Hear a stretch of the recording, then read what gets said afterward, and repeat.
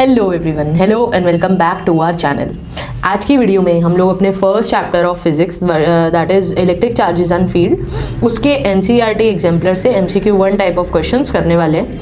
जैसे आपको पता है एमसीक्यू 2 टाइप ऑफ क्वेश्चंस में मल्टीपल करेक्ट ऑप्शंस होते हैं, एमसीक्यू 1 में सिंगल करेक्ट ऑप्शन होता है।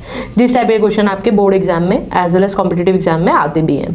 तो एनसीईआरटी एग्जाम्पलर के क्वेश्चन बहुत इंपॉर्टेंट है, स्पेशली आपके क्लास 12th में। 10th तक आप नहीं, ऑल्दो 10th में भी इक्वली इंपॉर्टेंट थे, बट यहाँ पर तो डायरेक्ट क्वेश्चंस आते हैं। सेकेंडली 12th क्लास में अगर आप फिजिक्स में स्पेशली देखोगे तो बहुत कॉन्सेप्ट बेस्ड क्वेश्चंस हैं, एकदम डायरेक्ट सिंपल क्वेश्चंस नहीं है एनसीईआरटी एग्जाम्पलर में।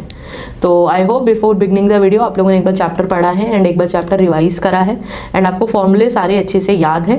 बिकॉज अगर फॉर्मूले याद नहीं होंगे तो आपको थोड़ा सा सॉल्व करने में या समझने में प्रॉब्लम आ सकती है एक्सप्लेनेशन को। Although I will try my best to explain it in as simple way as possible. तो आज की वीडियो स्टार्ट करते हैं with MCQ 1 type of question. First question देखते हैं क्या बोल रहा है। फर्स्ट क्वेश्चन बोल रहा है आपके पास दो फिगर बना के दे रखी हैं, दो पॉजिटिव चार्जेस हैं Q2, ये एक पॉजिटिव चार्जेस है, और Q3 ये एक पॉजिटिव चार्ज है। आपको बोला है इनको y एक्सिस के अलॉन्ग रखा है।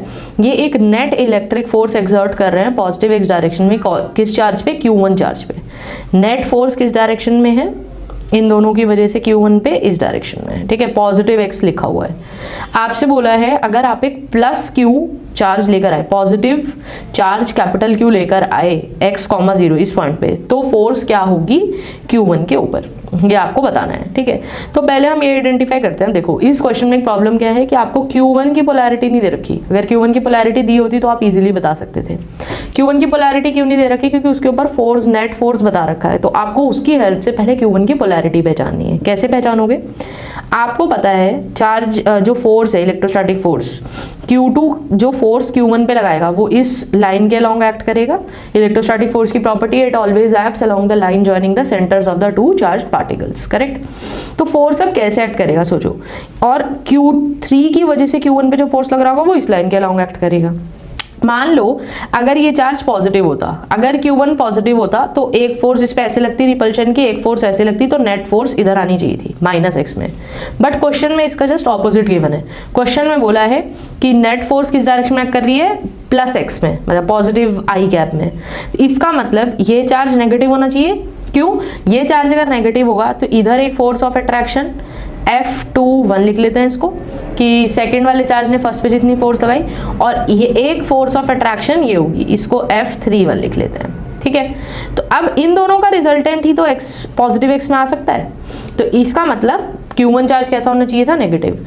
आपने यहाँ पर इसके ऊपर ऑलरेडी एक नेट फोर्स लग रहा था पहले ही, ये एक नेगेटिव चार्ज है, और यहाँ पे आपने इसके पास अब एक पॉजिटिव चार्ज लाके रख दिया। तो पॉजिटिव चार्ज ये +Q जो है, अब ये भी इस पे एक फोर्स लगाएगा। सुपरपोजिशन प्रिंसिपल क्या कहता था कि जो भी नेट फोर्स होगी किसी भी चार्ज पार्टिकल्स पे, वो वेक्टर सम होगी किसका?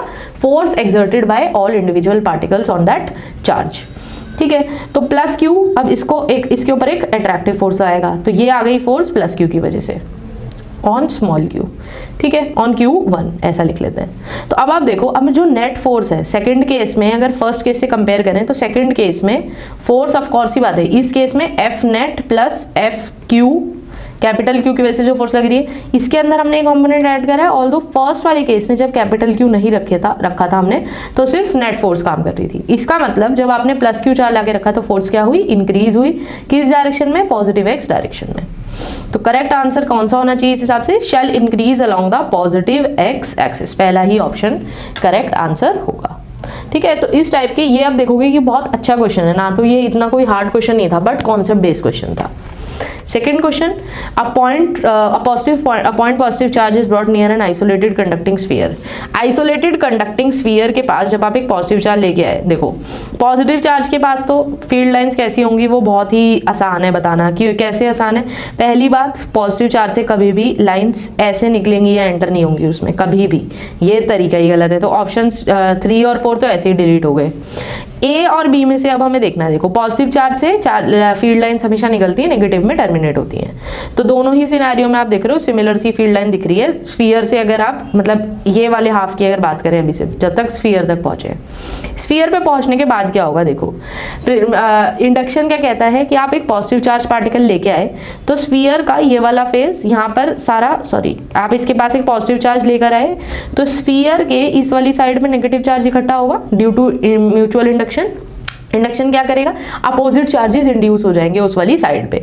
बट कंडक्टिंग स्फीयर तो इलेक्ट्रिकली न्यूट्रल है, कंडक्टिंग स्फीयर इलेक्ट्रिकली न्यूट्रल है, तो इसके अंदर अब क्या हो रहा है, क्योंकि नेगेटिव चार्ज इस साइड इकट्ठा हो गया तो सारा पॉजिटिव चार्ज दूसरे फेस पे इकट्ठा हो गया होगा जाके यहाँ पर। तो आप देखो अब यहाँ पर क्योंकि नेगेटिव चार्ज है, नेगेटिव चार्ज में लाइन्स एंटर होती हैं तो फील्ड लाइन यहाँ पे एंटर हो रही है स्फीयर के अंदर। स्फीयर के अंदर कोई चार्ज है नहीं तो स्फीयर के अंदर कोई magnetic field line electric field line enter कर नहीं सकती। बट अगर आप दूसरे फेज पे देखोगे तो दूसरा फेज अब कैसा हो गया, रिलेटिवली पॉजिटिव चार्ज हो गया। अब पॉजिटिव चार्ज से फील्ड लाइन हमेशा निकलती है, तो इसलिए यही आपका करेक्ट ऑप्शन होगा, option number A, figure 1। Figure 2 में प्रॉब्लम क्या है, अगर यहाँ पे नेगेटिव चार्ज है, यहाँ पे पॉजिटिव चार्ज है, तो पॉजिटिव चार्ज में फील्ड लाइंस कभी भी एंटर नहीं हो सकती, पॉजिटिव से हमेशा निकलती हैं। तो option A will be your correct answer in this case. Third question बहुत सिंपल क्वेश्चन है, देखो इलेक्ट्रिक फ्लक्स बताना है कितना होगा, 4 सर्फेसेस आपको बना के दे रखी हैं। अब देखो चारों सर्फेसेस में जो चार्ज एनक्लोज है सर्फेस के अंदर वो प्लस क्यू ही है। अकॉर्डिंग टू गॉस लॉ क्या कहता है, जो भी इलेक्ट्रिक फ्लक्स है टोटल इलेक्ट्रिक फ्लक्स कितना होगा, charge 1/ε0 times the charge enclose. एक बहुत अच्छा वर्ड यूज करा गया है चार्ज एनक्लोज, मतलब जो भी चार्ज सरफेस के अंदर होगा सिर्फ वही कंट्रीब्यूट करेगा फ्लक्स में, बाहर जो भी कुछ चार्ज रखा हो हमें उससे मतलब नहीं है, सरफेस की शेप कैसी भी हो हमें उससे भी मतलब नहीं है बिल्कुल भी, हमें सिर्फ एनक्लोज चार्ज से मतलब है। ε0 अपने हमारे पास एक कांस्टेंट रहता है, हमें सिर्फ एनक्लोज चार्ज अगर पता है तो हम फ्लक्स निकाल सकते हैं। तो इलेक्ट्रिक फ्लक्स क्योंकि पॉजिटिव, तो क्योंकि सेम चार्ज एनक्लोज है प्लस क्यू, तो इसका मतलब इलेक्ट्रिक फ्लक्स सारी फिगर्स में सेम होगा।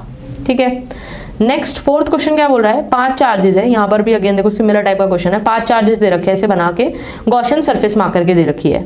आपसे पूछा है गॉस लॉ, इस गॉस लॉ का फॉर्मूला ये है, इन्होंने लिख के दे दिया, आपसे पूछा कौन सी स्टेटमेंट करेक्ट होगी।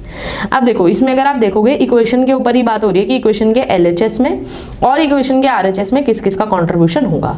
RHS वाला कंट्रीब्यूशन तो हमने अभी डिस्कस किया है कि ये जो RHS पे जो Q बैठा है, ये Q सिर्फ कौन से चार्जेस एनक्लोज करेंगे इस चार्ज में, मतलब कौन से चार्जेस कंट्रीब्यूट करेंगे, जो भी चार्ज एनक्लोज्ड है सरफेस से।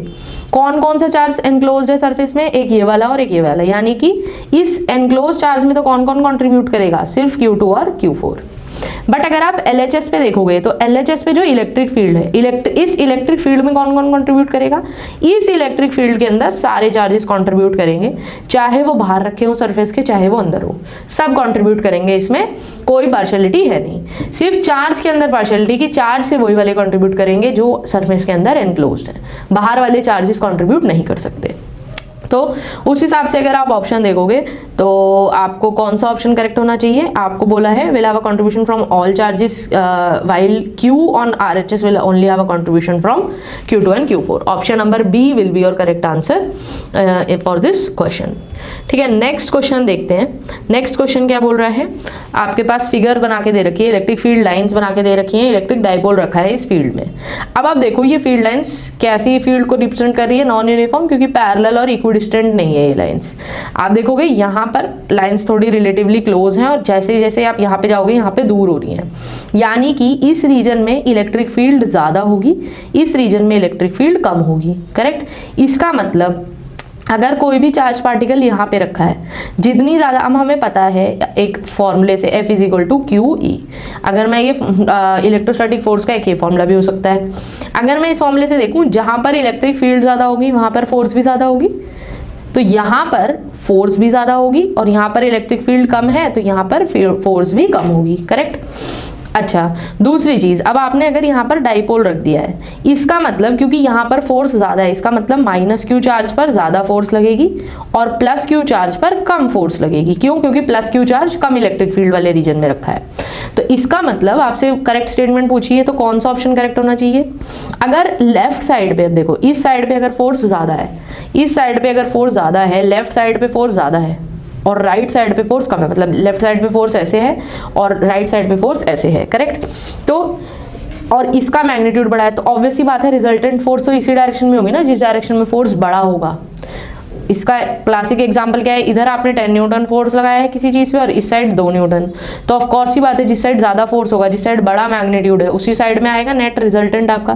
तो क्योंकि लेफ्ट साइड पे माइनस क्यू चार्ज पे फोर्स ज़्यादा है तो नेट रिजल्टेंट किस साइड में आना चाहिए, फोर्स का लेफ्ट डायरेक्शन में। जिस डायरेक्शन में फोर्स आएगा उसी डायरेक्शन में डाइपोल डिस्प्लेस होगा, तो dipole will experience a force towards left, option number C. 6th question क्या बोल रहा है, point charge plus Q is placed at a distance D from an isolated conducting plane. आपको क्या बोला है, तो इसकी थोड़ी सी फिगर बना के देखते हैं क्या बोला है। एक आइसोलेटेड कंडक्टिंग प्लेन है, एक प्लेन ले लेते हैं, आपको बोला है आपने एक पॉइंट चार्ज प्लस क्यू रख दिया है इस प्लेन के पास, इससे डी डिस्टेंस दूर, ये डी डिस्टेंस हो गया। आपसे बोला है field at a point P on the other side of the plane is, आपने एक पॉइंट लिया ऑन द अदर साइड मतलब दूसरी साइड, यहाँ पर इस P पॉइंट पे फील्ड लाइंस कैसी होंगी आपको ये बताना है। सेम एग्जांपल है, सेम चीज़ है। देखो अभी जो म्यूचुअल इंडक्शन में हमने डिस्कस करी, मतलब इंडक्शन में चार्जिंग बाय इंडक्शन वाला जो टॉपिक था चैप्टर में, प्लस क्यू चार्ज है तो प्लस क्यू से फील्ड लाइंस निकलेंगी, प्लस क्यू में फील्ड लाइन निकली। कंडक्टिंग प्लेन है, हमेशा किसी भी कंडक्टर के अंदर फील्ड लाइंस कहाँ एंटर या लीव कितने एंगल पे होती है, 90 डिग्री पे, तो परपेंडिकुलर तो ऑफ कोर्स होने वाली है, उसमें तो कोई डाउट है नहीं, बट किस डायरेक्शन में होगी, मतलब field lines towards the plane होंगी, अवे फ्रॉम द प्लेन होंगी, away from the point charge कैसे होंगी। तो देखो यहाँ पर भी अब आपका सेम कॉन्सेप्ट लगेगा, यहाँ पर पॉजिटिव चार्ज था तो इस फेज पर इसके नेगेटिव चार्ज इंड्यूस हो गया होगा, इधर अगर प्लेन के नेगेटिव चार्ज इंड्यूस हुआ तो दूसरी साइड में क्योंकि प्लेन न्यूट्रल है, इलेक्ट्रिकली चार्ज नहीं है, तो यहाँ पे पॉजिटिव चार्ज आ गया होगा। पॉजिटिव चार्ज आया तो यहाँ से अब ये फील्ड लाइंस बाहर निकल जाएंगी, करेक्ट। फील्ड लाइंस अगर अब यहाँ से बाहर निकल रही हैं तो कैसी होंगी, परपेंडिकुलर तो होंगी, वो मैंने आपको बता दिया, तो डायरेक्टेड परपेंडिकुलर रेडियली पहली बात नहीं होंगी, तो सी और डी तो है नहीं। Directed perpendicular to the plane and कहाँ है, अवे फ्रॉम द प्लेन या towards away, away from the plane, तो ऑप्शन ए आपका हो जाएगा करेक्ट। क्वेश्चन 7 में क्या बोला है, hemisphere is uniformly charged positively, अच्छा कोई फिगर नहीं, hemisphere is positively charged, is uniformly charged positively. एक हेमिस्फीयर ले लेते हैं ऐसे करके, एक हेमिस्फीयर को आपने यूनिफॉर्मली चार्ज कराया है पॉजिटिवली, ठीक है। The electric field at a point on the diameter away, electric field on the eight a point on the diameter away from the centre is directed. ऐसे इसको फिगर एक बार दोबारा बनाते हैं। देखो फिगर आप इसकी कैसे बना सकते हो, आपने बोला एक हेमिस्फीयर है, हेमिस्फीयर को थोड़ा ऐसे बड़ा करके बनाते हैं, यहाँ पर ये इसकी सर्कुलर सरफेस है, ये ऐसा हेमिस्फीयर, बड़ा सा हेमिस्फीयर बनाते हैं। क्या बोला है, यूनिफॉर्मली चार्ज है पॉजिटिवली, यानी कि ऐसे करके यूनिफॉर्म पॉजिटिव चार्ज है इस स्फीयर पे, हेमिस्फीयर पे। Electric field at a point on the diameter, away centre ये है, आपको बोला है electric field at a point on the diameter, diameter ये है, away from the centre is directed, इस डायमीटर पे पूछा है, मतलब यानी कि आप अगर इसको ऐसा समझ लो कि ये एक चार्ज सरफेस है और ये एक चार्ज सरफेस है, तो आपसे पूछा है इस सरफेस पे, ये जो सरफेस है इस पे फील्ड कैसी होनी चाहिए, इसके परपेंडिकुलर होगी, इसके पैरेलल होगी, कितने एंगल पे होगी, या मतलब अगर या फिर किसी एक आप वैल्यू नहीं बता सकते, आप ये बोल सकते हो खाली कि एंगल पे टिल्टेड होगी। तो देखो सेम एग्जांपल है यहाँ पे भी, अगर इसको हमने यूनिफॉर्मली पॉजिटिवली चार्ज किया है तो पॉजिटिव चार्ज से फील्ड लाइन हमेशा निकलेंगी ऐसे करके, तो पॉजिटिव चार्ज से फील्ड लाइंस निकल रही हैं तो यहाँ पर नेगेटिव चार्ज आएगा, जैसा ये प्लेन वाला क्वेश्चन है, सिमिलर एग्जांपल है, सिमिलर चीज, सिमिलर केस। तो यहाँ से बाहर निकलेंगी क्योंकि sphere positive, hemisphere positively charge है, और हमेशा किसी भी कंडक्टर को इसके अंदर तो होगी, क्योंकि अगर हम बोल रहे हैं कि अंदर सिर्फ किस फील्ड में, यहाँ पर क्योंकि इन्होंने बता नहीं रखा है कि हॉलो हेमिस्फीयर है या सॉलिड, अगर मैं सॉलिड मानूं तो सॉलिड होगा अगर, तो अंदर इलेक्ट्रिक फील्ड एग्जिस्ट नहीं करेगी, ठीक है। अगर हॉलो होगा तो सिर्फ उस कैविटी में, जितना पार्ट उसका हॉलो है सिर्फ उस कैविटी में एग्जिस्ट करती है। तो पॉजिटिव चार्ज है, अगर मैं सॉलिड मानते हुए करूँ तो पॉजिटिव चार्ज से हमेशा फील्ड लाइंस बाहर निकलती हैं, और कंडक्टिंग सरफेस है तो परपेंडिकुलरली बाहर निकलेंगी इलेक्ट्रिक फील्ड लाइन। आपसे ये पूछा है इलेक्ट्रिक फील्ड कैसे डायरेक्टेड होगी, तो electric field perpendicular to that, आपका perpendicular to the diameter directed होगी इस वाले केस में। नेक्स्ट क्वेश्चन, अच्छा नीचे MCQ टाइप 2 क्वेश्चन है, तो वो हम अपने नेक्स्ट वीडियो में करेंगे, MCQ 2 type of questions. I hope आपको ये 7 क्वेश्चंस अच्छे से समझ में आए होंगे आज जो हमने डिस्कस करे हैं MCQ 1 type. So this was all about our today's video. I hope आपको वीडियो से कॉन्सेप्चुअल क्लैरिटी और आपके कॉन्सेप्ट्स एक बार अच्छे से रिवाइज हुए होंगे। If you found this video helpful then do like, share and subscribe to our channel. Thank you so much for watching the video. See you in the next video.